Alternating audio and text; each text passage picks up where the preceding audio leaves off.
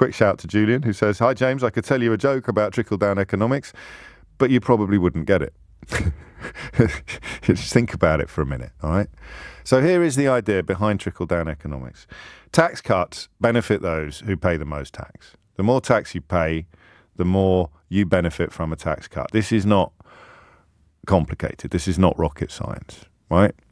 So the thinking is behind it that if people who have already got the most money have even more money to spend, then that money will make its way into the pockets of the people with the least money. I think it's a pretty disgusting ideology for two reasons. Number one, it doesn't work. But number two, it sells an almighty lie. It sells a lie that policies designed to enrich the richest are somehow actually designed to help the poorest. Now, if you could prove to me that that were true, I'd have to undertake a Johnson-esque U-turn on my positioning. But, for example, stamp duty cuts that are coming, that will benefit people who can afford to buy homes. It will see more movement in a housing market that's already massively inflated and therefore will do absolutely nothing for people who are struggling to get onto the housing ladder. Spending large amounts of public money on building social housing that would then subsequently pay for itself would be a progressive policy. Helping homeowners buy more houses or do more deals seems to me to be almost incomprehensible if you are seriously trying to help a lot of people. Which leads me to the question that will underpin the first hour of this morning's programme. What is this designed to do? I mean, the reason I mentioned Johnson's absence of integrity and policy at the beginning of this introduction was simply because we are going to talk about Liz Truss differently from how we talked about Boris Johnson. It's the difference between somebody with no plan and somebody with what may prove to be a diabolical plan. Trickle-down economics seems to me to be fundamentally and fatally flawed for one very, very simple reason. The more money you've got, the less likely you are to spend it. My tax cuts, because I'm going to get very well looked after as a top-rate taxpayer. I'll be very, very well looked after by any tax cuts that Liz Truss introduces, are almost certainly going to stay in my savings account. If I was already living hand to mouth, if I was already finishing each month with a little bit less than was coming in, any money that made its way into my bank account would go straight back into the economy. This is just one simplistic and very personal, very subjective perspective on the issue. The idea that you can improve the lot of everybody by improving deliberately and specifically the lot of the best off, the lot of the wealthiest, the lot of the richest, seems to me to be actually disgusting. I'm a Catholic by birth, or not by birth, by baptism, which means I've been raised very much in the Christian tradition. And that seems to me to be completely at odds, and it's not a phrase you'll hear from me very often, but you're talking still about people who claim they're Christian when they're trying to deport people to Rwanda. This seems to me to be against Christ's teachings. The idea that you help the poorest by making sure the richest have got more. And I want you to talk to me about that.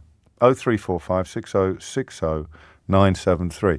I want you to just simply talk about whether I'm right or whether I'm wrong, and whether actually those of us who strain a little too hard sometimes to see the good in everybody. I was a little bit haunted by one tweet yesterday, the one that talked about my obsession to find a good Tory. And you're right, I do believe that there are good people in almost all walks of life. I'd make exceptions for some groupings, I suppose, some political ideologies. Obviously, good Nazis are particularly thin on the ground.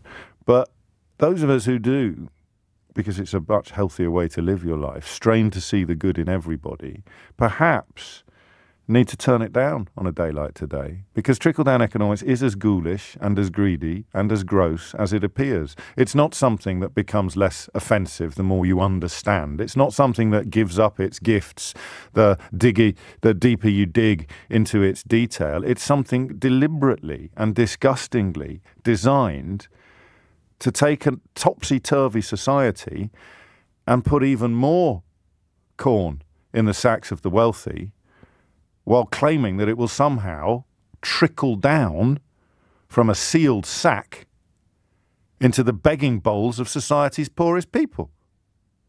And we have been so gaslit and so groomed in this country by ludicrous, self-defeating nonsense in our media about striver versus skiver, about private versus public, about, hard-working people. The richest people are the hardest working. Absolute cobblers.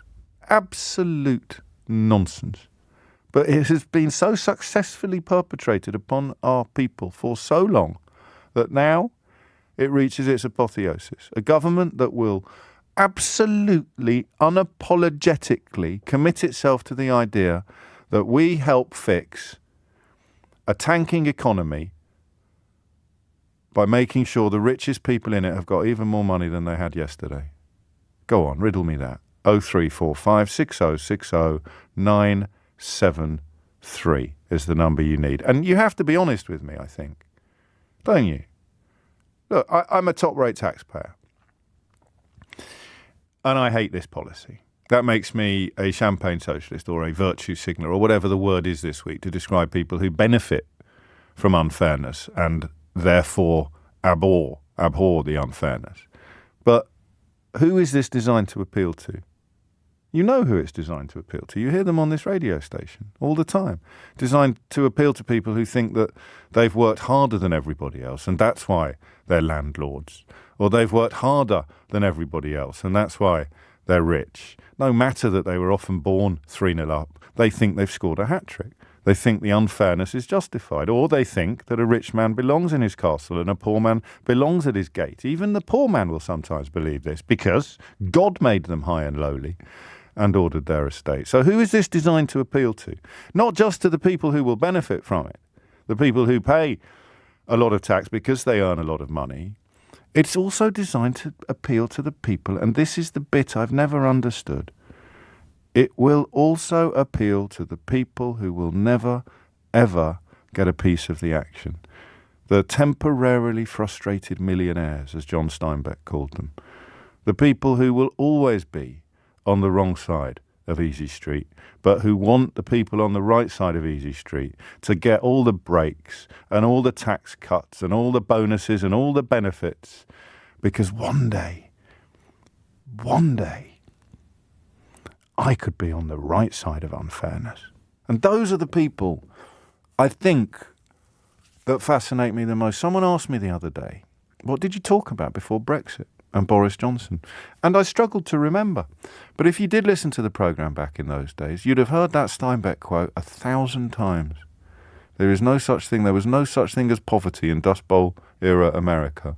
Just temporarily frustrated millionaires. The people who support and sustain epic inequality, a huge unfairness, a fetishization of wealth, despite not having any. That's who Liz Truss is going after. I wonder whether at this point in our economic cycle and our national history, I wonder whether it will work this time. What do you think?